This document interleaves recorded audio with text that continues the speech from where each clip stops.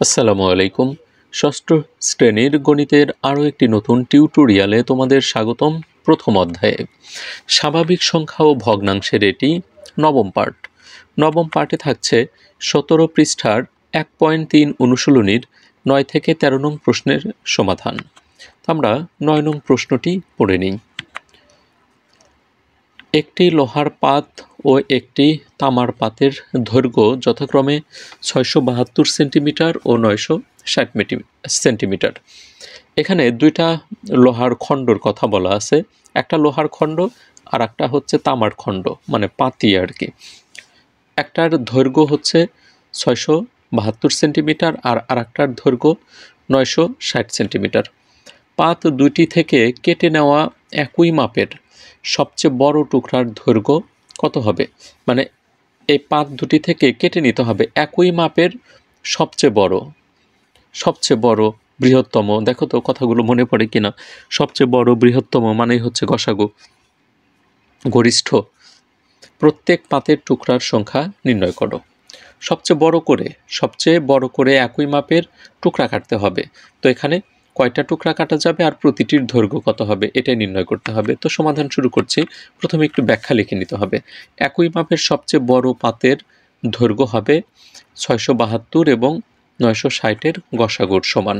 তো এখন 672 ও 960-এর গসাগু নির্ণয় করি। আমরা একাধিক পদ্ধতিতে গসাগু শিখেছি। ভাগ পদ্ধতিতে, উৎপাদকের সাহায্যে, মৌলিক গুণনীয়কের সাহায্যে, আর এখন যেটা দেখিয়ে দেব সেটাও ইতিমধ্যে দেখেছি ইউক্লিডীয় পদ্ধতিতে।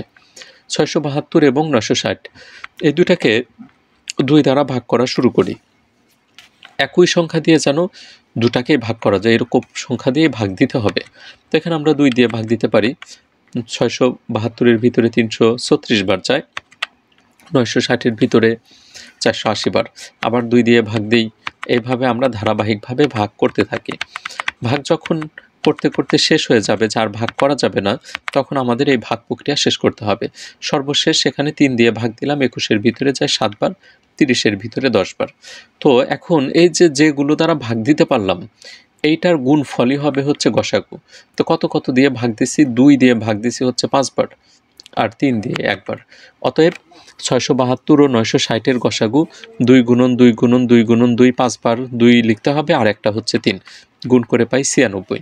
তার মানে 672 আর 960 সেন্টিমিটারের যে দুটি পাত আছে এগুলোকে 96 সেন্টিমিটার করে করে টুকরো করা যাবে।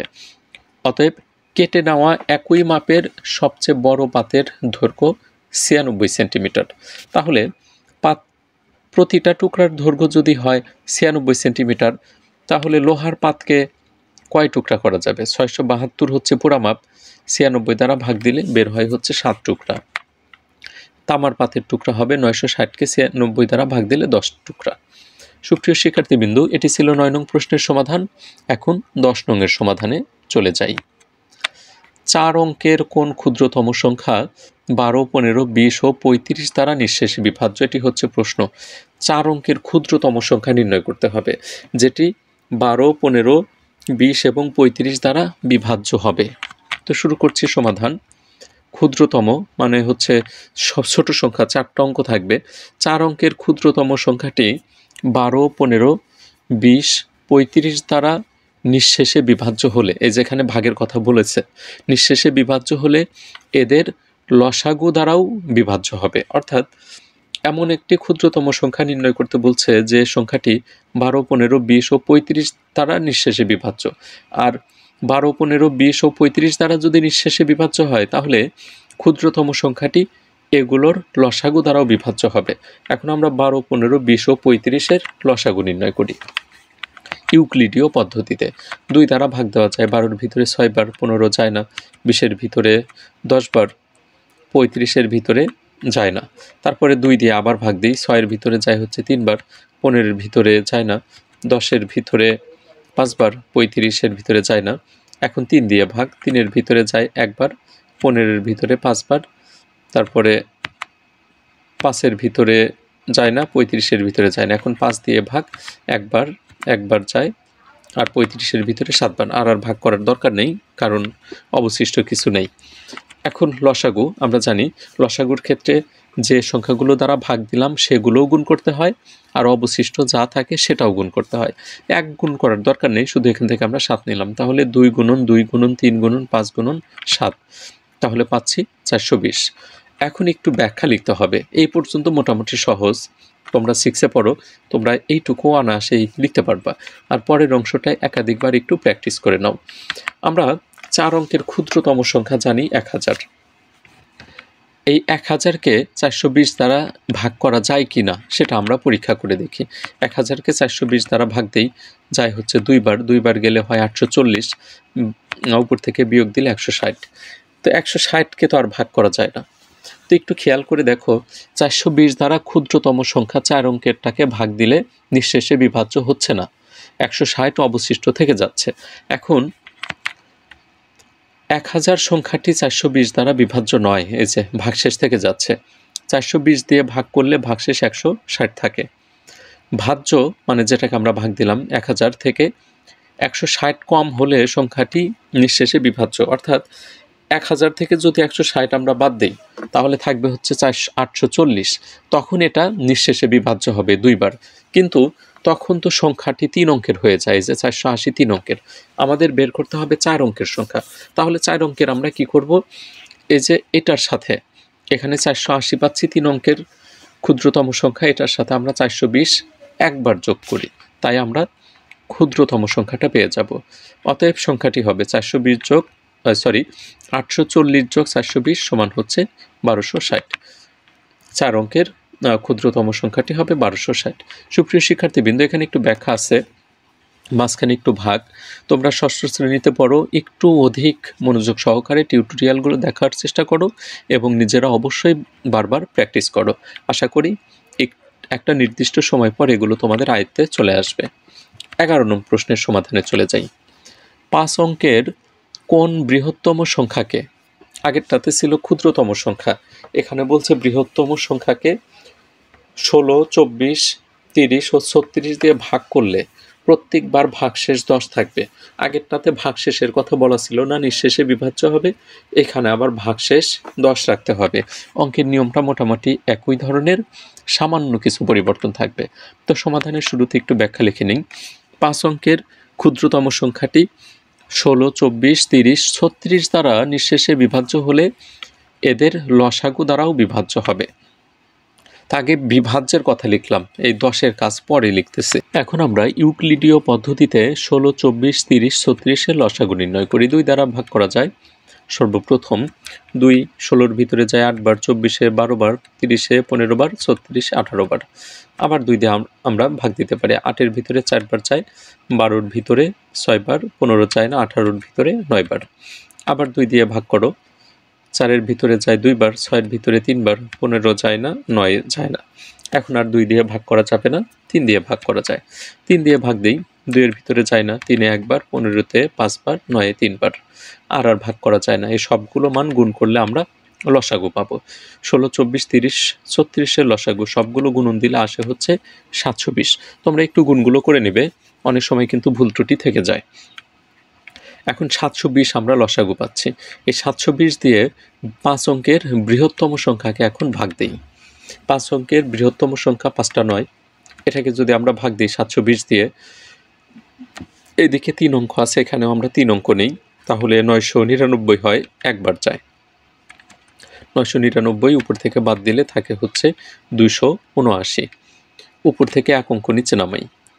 তাহলে এখন 720 2799-এর ভিতরে যাই হচ্ছে 13 বার, 3 বার।